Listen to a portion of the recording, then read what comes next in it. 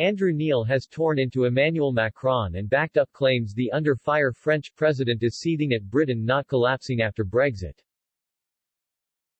The veteran broadcaster has supported an argument put forward by a leading French historian, who insists Mr Macron is angry the UK has not crumbled outside of the European Union.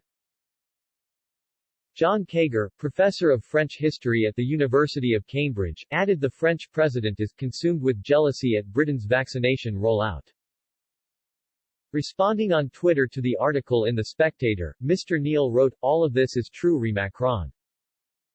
Unnecessary and self-defeating. We should be allies." Last week he weaponized 3 cabinet ministers to take to the airwaves to rubbish Britain.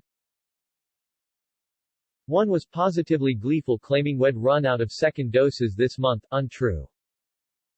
Mr Macron has been a fierce critic of the UK and played a key role in driving Brexit trade negotiations to the 11th hour last December.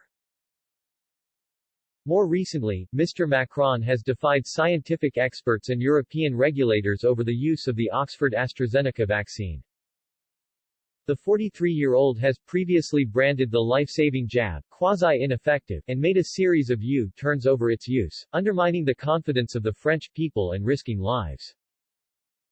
Brexit Britain has continued to thrive outside of the bloc and has administered more than 36 million coronavirus vaccinations.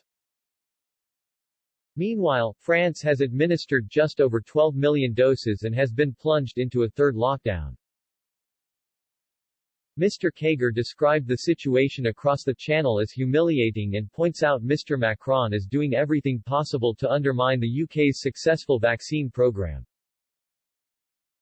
Mr. Keiger wrote, "He is seething at Britain not collapsing after Brexit, consumed with jealousy at Britain's vaccination rollout and bitter at Britain's early discovery of a vaccine, while France suffers humiliation, not least among her own media, as the only permanent member of the UN Security Council not to have invented one."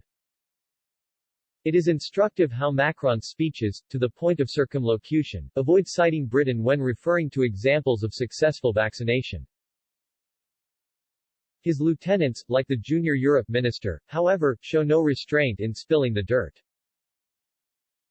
With AstraZeneca as the trope embodying vaccine and post-Brexit success, it cannot be seen to triumph. Mr. Macron announced France will enter a third national lockdown during a speech on Wednesday. During the televised address, the French president took a swipe at the UK and mentioned the Kent COVID-19 variant as a cause for the new wave of the epidemic. He said, "These last few weeks, we are faced with a new situation. In fact, from the first days of the month, we are now in a race. On one hand with the deployment of vaccinations which we're hoping we will be able to get out us of the crisis and it'll come back to that. And then secondly propagation throughout Europe of a new variant, this variant which was identified for the first time from our British neighbours at the end of last year. And to a certain extent, of course, gave rise to an epidemic within the epidemic and that is greater than last spring.